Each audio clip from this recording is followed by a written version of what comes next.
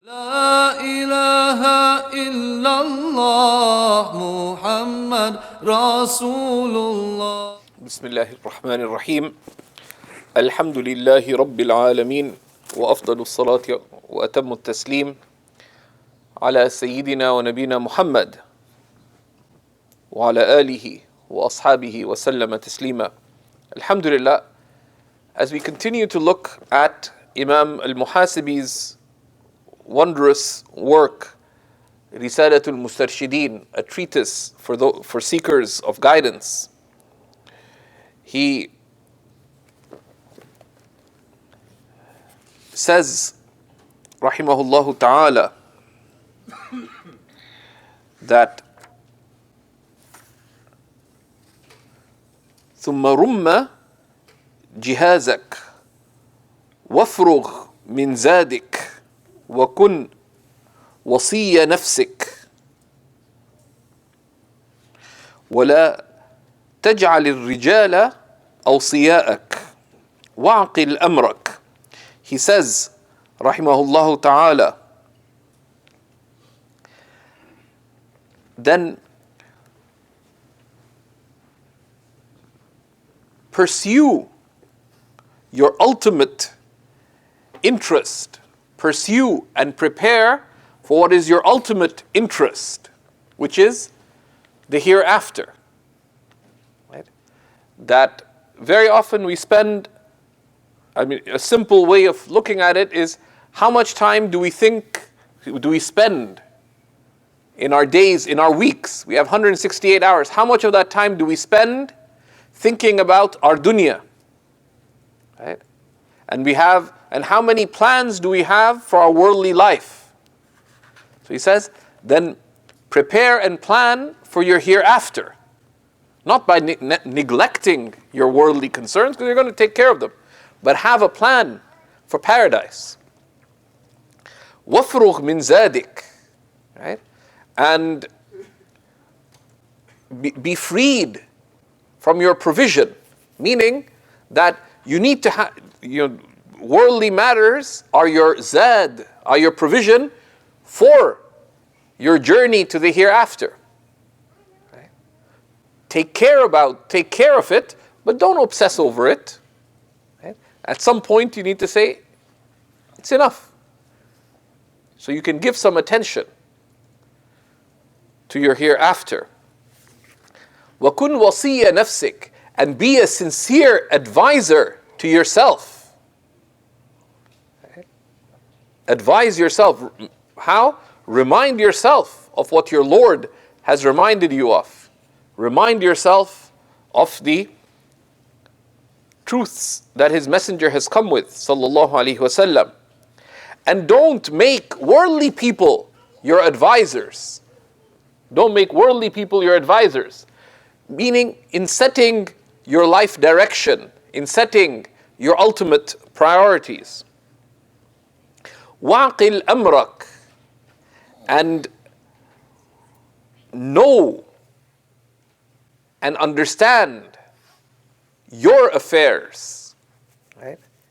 That true intelligence, true aql, is, as Imam Ghazali highlights in the Book of Knowledge in the Ihya, true intelligence is the capacity to seek your true benefit. So, waqil amrak, and that be intelligent regarding your own affairs. And what is your affair? Your affair is that you're going to die and you're up for reckoning. Right? You're up for reckoning. And you don't know when that last breath is. And if we were told that this place is going to burn down at some point, right? We'd be like, that's pretty serious, right? So similarly, our lives, the lights are going to go out. So understand your affair and be prepared. And he says, وَتَيَقَّظْ مِنْ سُنَّتِكَ, and wake up regarding your habits, right? Wake up regarding your ways. Often we take our religion for granted. Well, things are fine. Well, how are things? Many of the early Muslims hated the question, كيف حالك? How are you? Because literally it means, what is your state? And that's a deep question. That's a serious question. How are you, really? But it's a question that you should ask yourself. How am I? Right? وَتَيَقَّظْ min, and in another copy it's min sinetic. Wake up from your drowsiness, from your sleep. Right? Wake up about your ways, or wake up from your sleep. فَإِنَّكَ مَسْئُولٌ عَنْ عُمُرِكَ, for you will be asked about your life. Right?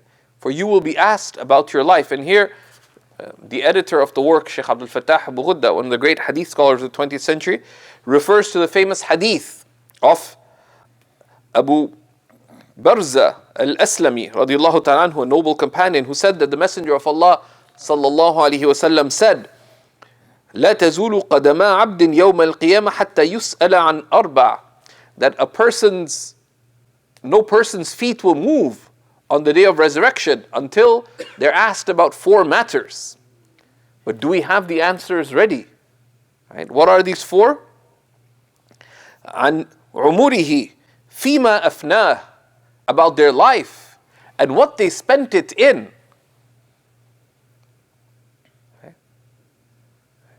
Their life and what they spent it, what they extinguished it in. Right?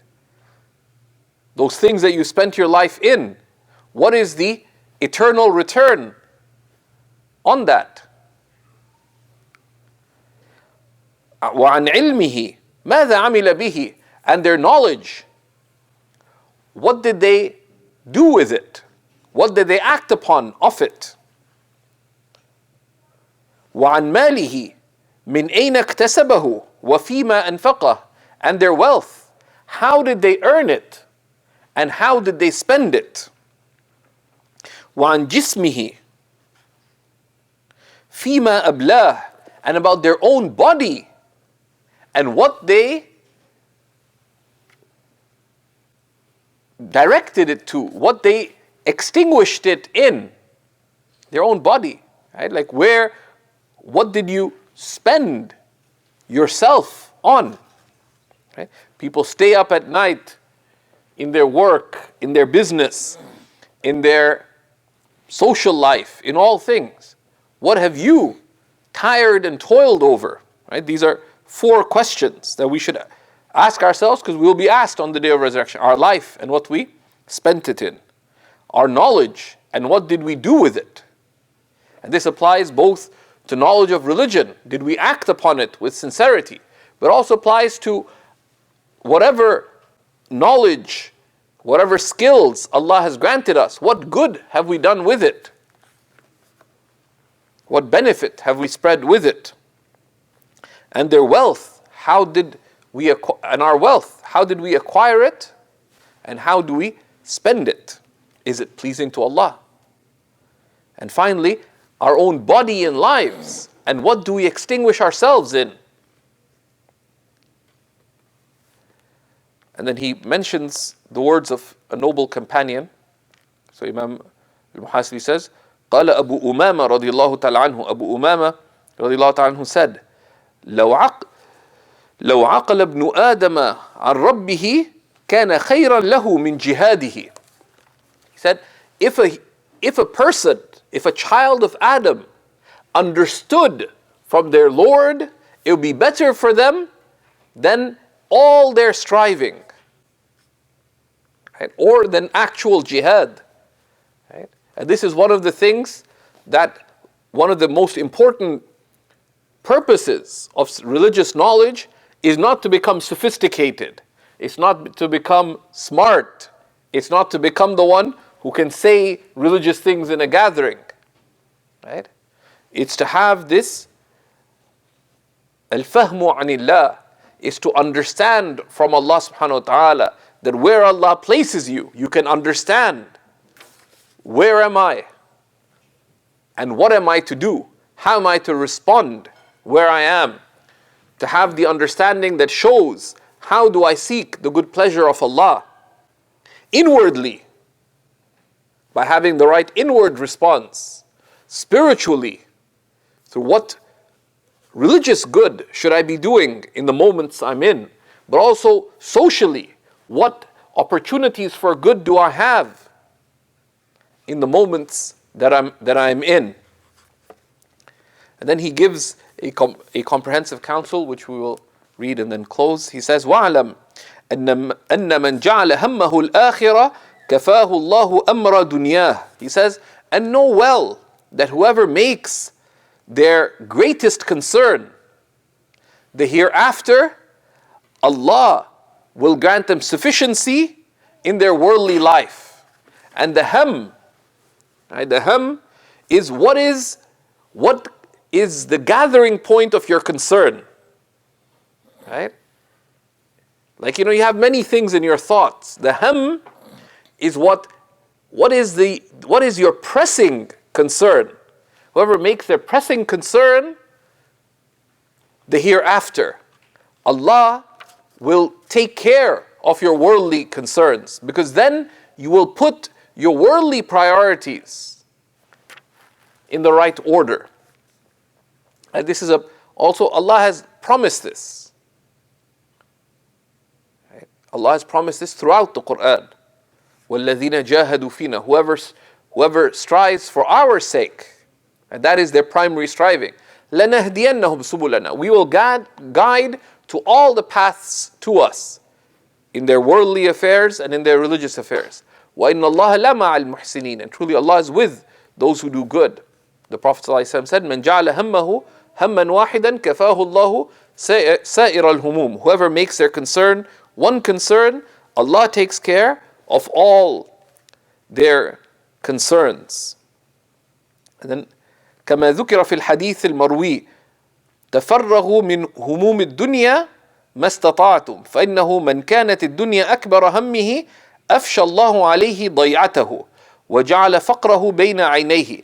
He says, as has been related from the Prophet ﷺ, that free yourselves from excessive worries about your worldly life. For whoever makes their worldly life their greatest concern, Allah will make their affairs scattered. Allah will scatter their affairs. The more you think about it, and the more you worry about it, the bigger and more scattered your concerns will become. And then the Prophet ﷺ reported, says, and Allah will place poverty before your eyes, because you'll start being fearful. وَمَنْ كَانَتْ الْآخِرَ أَكْبَرَ هَمِّهِ, and whoever makes the hereafter the greatest of their concerns, جَمَعَ اللَّهُ أَمْرَهُ, Allah will gather their affairs. وَجَعَلَهُ غِنَاهُ فِي قَلْبِهِ, and He will place wealth in their heart.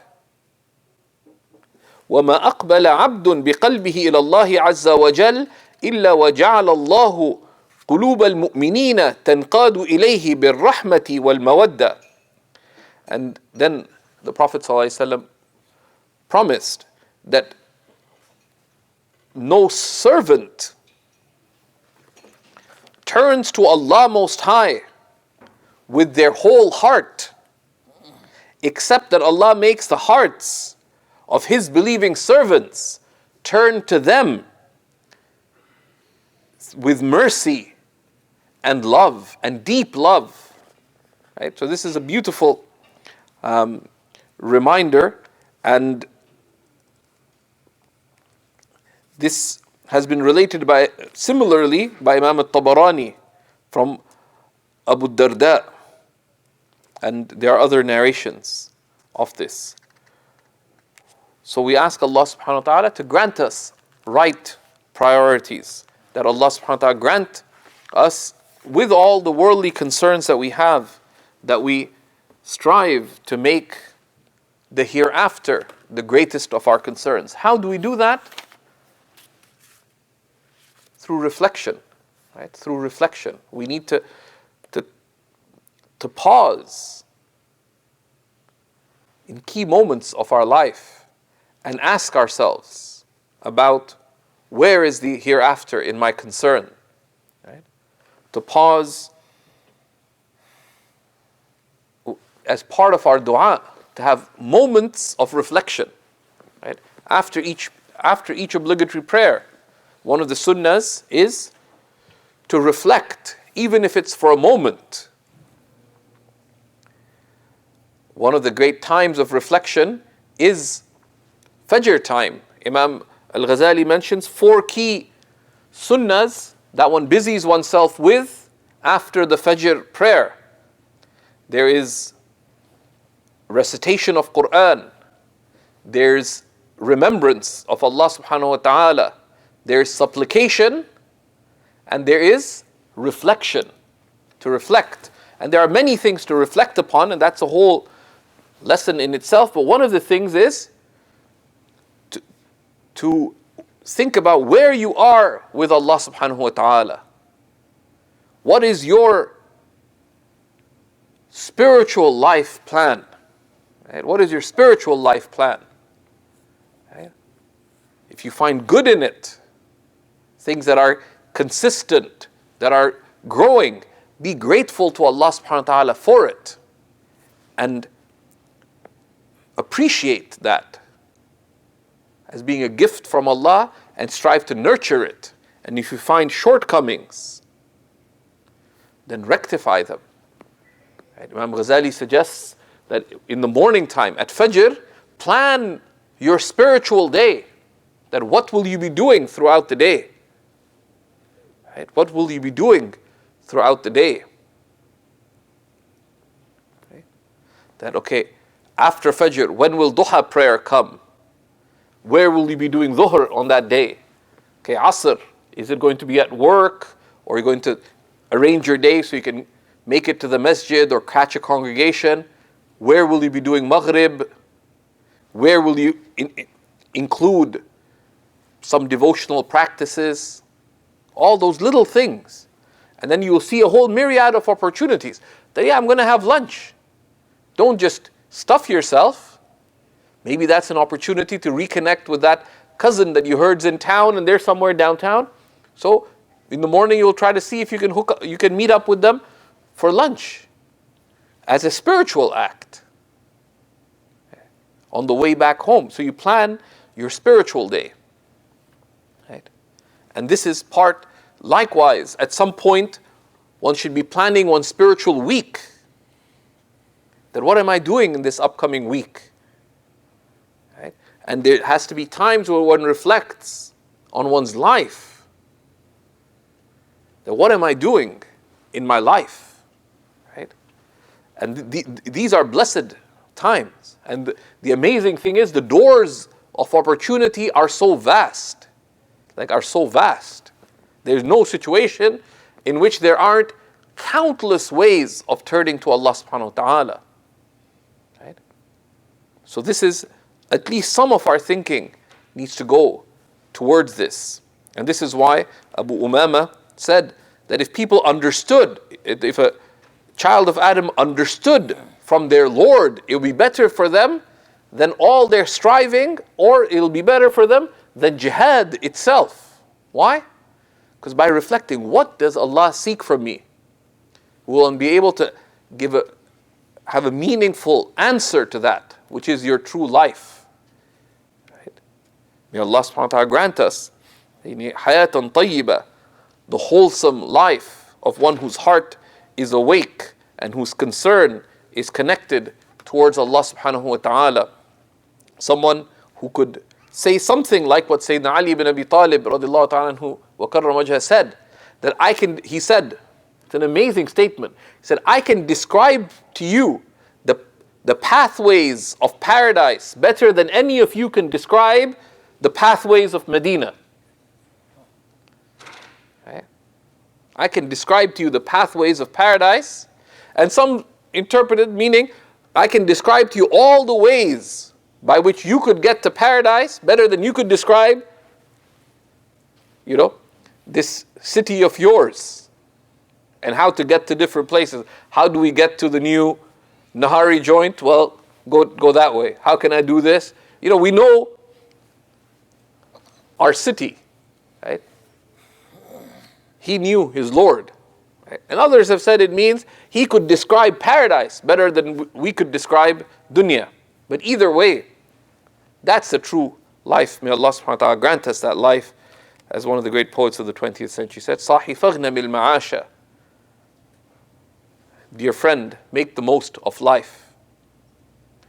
كَمْ مَيْتٍ آتَاهُ عَاشَ. How many a dead person did Allah grant life? حَاشَ أَن يَخِيبَ حَاشَ مَنْ أَتَى بِصِدْقِ النِّيَّةِ. Never, ever would he let down, ever, anyone who comes with a sincere intention. But what does it need? أخلي قلبك للتجلي. Empty your heart for God to be manifest there. وجل عينك للتملي. Right? And open up your eyes so that you may behold. والسواي خل خلي. Right? And other concerns, dear friend, put aside. وَفْنَ فِي الذَّاتِ الْعَلِيَّةِ. And extinguish yourself, extinguish your concern. Spend your life for Allah Most High. May Allah subhanahu wa ta'ala grant us of these meanings. وصلى الله وسلم وبارك على سيدنا ونبينا محمد وآله وصحبه وسلم والحمد لله رب العالمين.